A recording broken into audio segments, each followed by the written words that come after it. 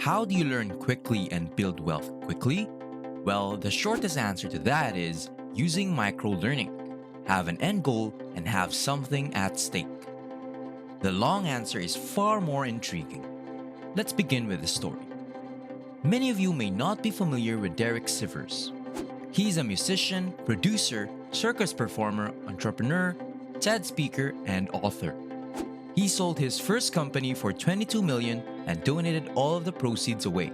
But we're mentioning him because of his anecdote about learning 2 years worth of Berklee College of Music education in 8 hours.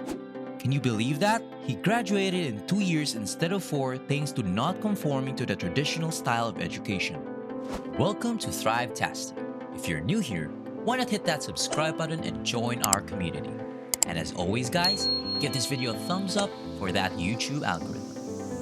Before we continue the story about Derek Sivers, let's first take a look on some of the history of education system, particularly those of Prussian system.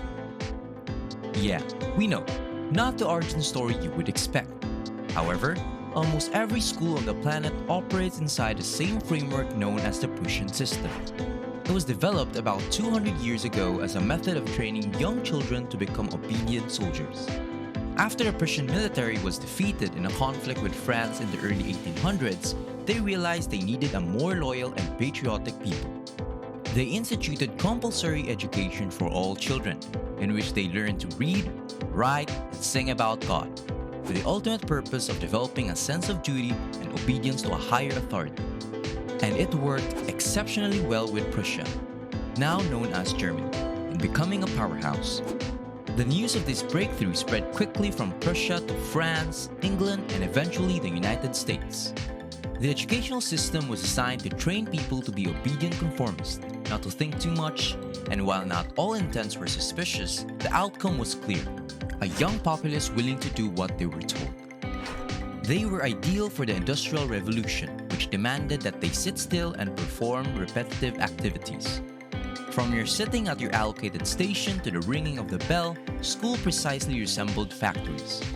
In 1840, the United States embraced the Prussian system, and in 1892, literally 10 persons decided what and when every child in America should learn, and nothing has changed since then.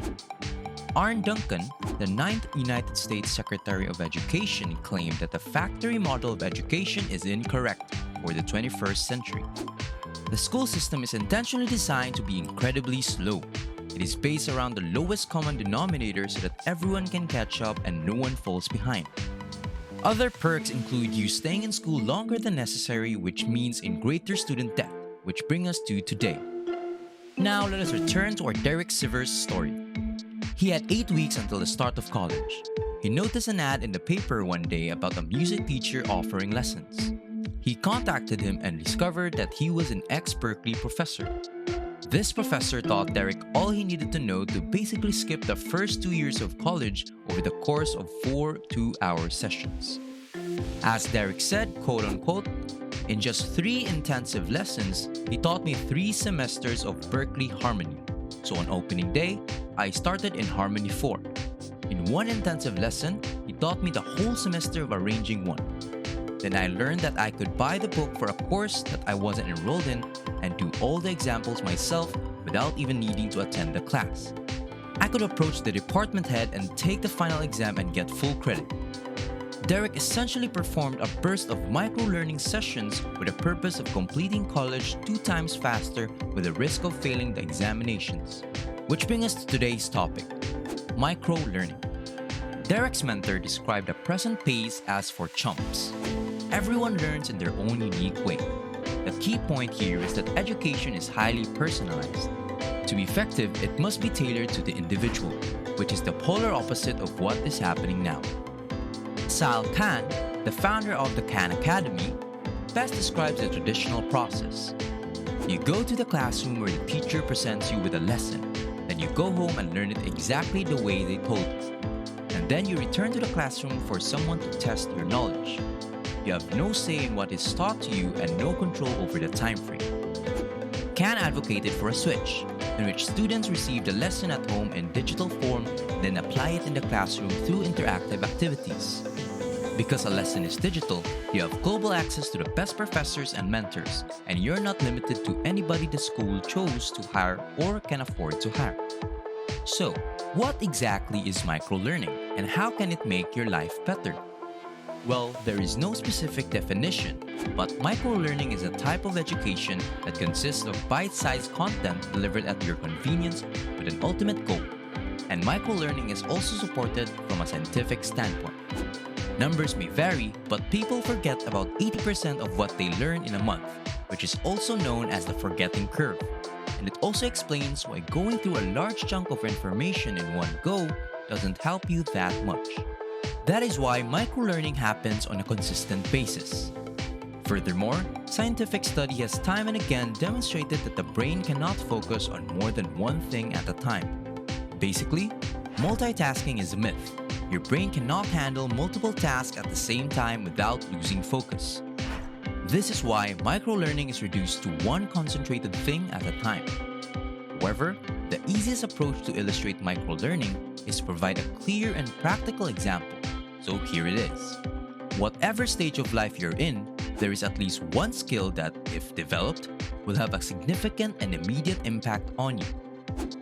For example, if you're a writer, you could write more engaging articles. If you're an editor, you could create better visual stories. And if you work in advertising, you could create ads with higher conversion rates.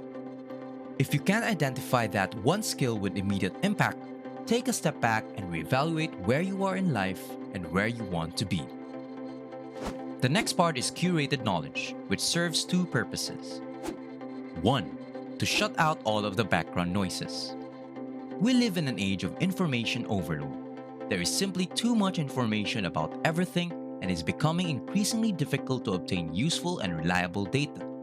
Even formerly useful information has become obsolete. Take for example Benjamin Graham's international praised book, The Intelligent Investor, which is widely regarded as the Bible of value investing, but was also published in 1949. And that was a long number of years ago. In today's market, they would have substantially different results if they repeated what they said in the book.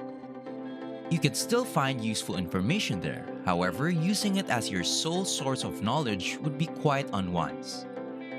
Find your own version of Derek's music teacher and look for someone with a verifiable and meaningful track record to cut down on your time here. Here's a random example. There's this famous donut tutorial, free on YouTube. It teaches you how to create a 3D donut from scratch while going through the 20% of animation skills you will use for the 80% of your work. Anyway, the next purpose of curated knowledge is to help you break down the skill into bite-sized chunks. For example, in case of writing, this would be a fantastic intro, an intriguing hook, a story-driven narrative, and a payout at the end. I'll give you an advice. We recently discovered newsletters to be a great source of curated knowledge. We subscribe to a variety of newsletters, the bulk of which paid on an annual basis.